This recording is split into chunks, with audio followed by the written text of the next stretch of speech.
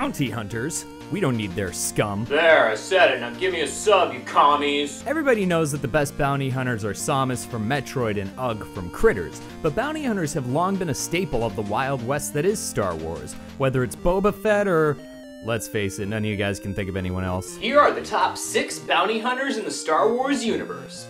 Expanded universe. Before J.J. Abrams came and ruined everything! Now before we get started, let's get one thing out in the open. We're not gonna be talking about fucking Boba Fett, or Jango Fett, or any member of the Fett family, or Mandalorian. I'm sorry, Canderous. We will never again speak of this. Second, they technically don't qualify as a bounty hunter if they're an assassin by profession, but I found a way out of it. Now if only I could find a way of paying my credit card bills for all the goddamn shopping I've had to do. There exists an organization in Star Wars land called the Bounty Hunters Guild, which is comprised of bounty hunters. I'm doing pretty good so far. Clocking in at number 6 is HK50. Hey, you see this? Fuck you! The HK series was pretty much the peak of assassin droid technology in the days of the Old Republic. Produced in a top secret factory deep in the sublevels of an old abandoned military base on Telos that you need the restored content mod to access, these droids were everything our beloved HK-47 was, but better. That's right, HK, you've been replaced! If inflicting pain is the only means to resolve this matter, then you leave me no choice. I didn't mean it. So while they are technically assassin droids, they're members of the Bounty Hunters Guild and are therefore, by definition, bounty hunters. HK Bounty Hunter. Why are they on this list? What? Aren't you going to explain why they're on the top 6 list? No.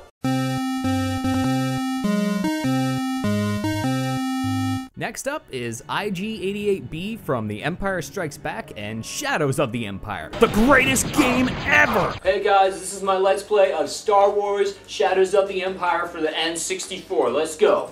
I couldn't come up with a funny joke for this scene. Oh wait, that's actually perfect! There are a ton of bounty hunters in the Star Wars universe, and it can make it hard to narrow down to just 6. I mean, who could forget the iconic Boosh, whom Leia impersonates to free Han Solo from Jabba's palace, or the everlasting, Amanaman. I think he's in the background in the scene. Which is why the next one is Aura Singh. Hey, you, RRA, I won't hit that any day, you ugly! Yeah, yeah, you ugly! Yeah, yeah! Next up is C3PX. But first, we consult the Oracle. Here's what you do. You're at the office, you're bored, you pull up Wikipedia. Shouldn't you be working at the office? Shouldn't you be minding your own goddamn business, lady? C3PX is like an evil C3PO if I were to put it into layman's terms. Layman's terms equals people who dress up as Star Wars characters but don't even know who Admiral Paleon is. You bunch of posers! Okay, focus. The 3PX series of protocol droid were produced all the way back in 50 BBY and designed to be marketed exclusively to the Outer Rim territories. And due to the wider diversity of aliens in that region, they designed the 3PX series to be more ethnic looking. But, as is the case with the Puerto Rican Barbie or the Black G.I. Joe, it sat on the shelf and nobody bought it, opting to stick with their boring, lame, vanilla, white, 1 star at the Thai restaurant and still too spicy Canadian robot. So there was this one that Darth Maul, the coolest Sith Lord of all time, came across and bought so he didn't have to deal with customs and other extraneous crap that would slow him down being the coolest Sith Lord of all time. Then he souped it up to be able to perform bounties and kill people. While he's technically an assassin droid, his political and chronological information on his Wikipedia page indicates that he was affiliated with bounty hunters as well as being reprogrammed to perform bounties himself. And Wikipedia is all canon, so you know you can trust it.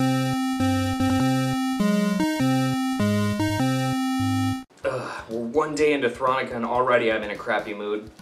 What's next on the list, Eve? I have Forlom written down here. Why are you only focusing on droids for this list? Because killer robots are cool, bitch! Forlom. This one I actually have footage for because he shows up alongside his cohort, Zuckuss, in Empire Strikes Back, the best Star Wars movie. And anyone who doesn't think so doesn't know what good movies are. See? He's right there in this scene on The Executor. You'll have to excuse the poor picture quality. I ripped it from my old VHS box set. Why? Because this is the only way to watch the original trilogy unaltered before George Lucas went crazy and started changing everything. 4-LOM is the best because he too is a killer droid. Plus, he's got a snake-ass insect head. Check it out. The LOM series was a protocol droid meant to service the Gand. The Gand are those ugly little fly guys who are effing slaughtered all across Nar Shaddaa! Bottom line is, the LOM software was a piece of crap that had a glitch in it that would enable the droid to rewrite its own personality matrix. So naturally, when this happened to 4-LOM, he changed his personality to be a bounty hunter and a thief. Hey Chip, if you could reprogram your personality, what would you want to be? A dinosaur? No.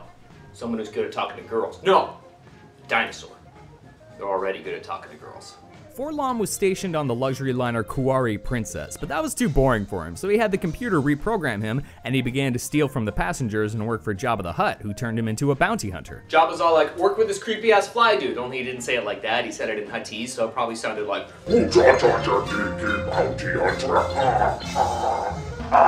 so then 4-LOM's all like, yeah, okay. So then Zuckuss and 4-LOM joined forces to start performing bounties for the Hutt cartel before Zuckuss had his breathing apparatus damaged in a minor skirmish with a human female in a dark alley.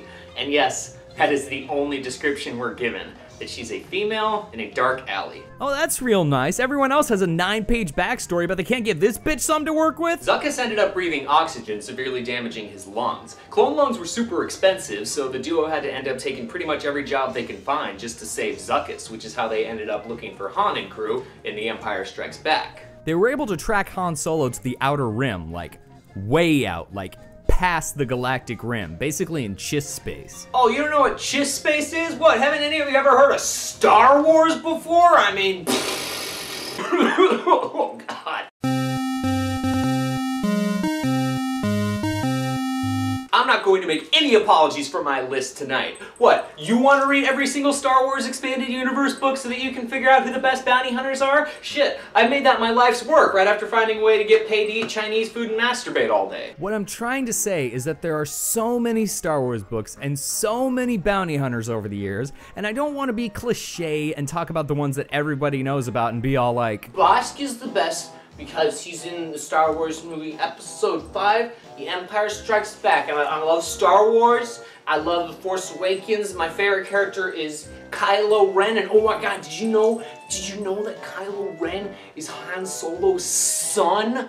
Oh my God, and did you know that Luke and Leia are brother and sister, and in this movie they kiss, and I don't know why they had to do that for brother and sister. That's really gross. It's almost like they didn't have that planned out from the beginning. That's not what I'm about, man. I'm the underdog. I'm in it for the little guy. I speak for the characters that can't speak for themselves. I exhume the obscure and I make it cool again. Like, remember back in the olden days of 2006 when I was all like, yeah, man, the 80s, Def Leppard, and everyone's like, oh, no, you're lame. I like, Justin Timberlake. Was he popular in 2006? Now everyone's all like, oh man, the 80s are the shit. And I'm like, yeah, I know. And you got these dirtballs commenting about how I wear makeup and androgynous clothes. And they're like, hey man, you look like a chick. And I'm like, you look like a chick, bitch! And that's why the #1 best Star Wars bounty hunter is Dengar. not the Dengar from Empire Strikes Back that looks like an Eskimo, but the one from the Dark Force Rising book, whose real name is Gunnar Groth and his alias is Dengar. He attempts to accost Mara Jade on the planet Rishi, and then she kills him pretty much right away because he's super lame. And he's the best because I said he was. Even though 4-LOM's clearly the best because he has a weird insectoid head.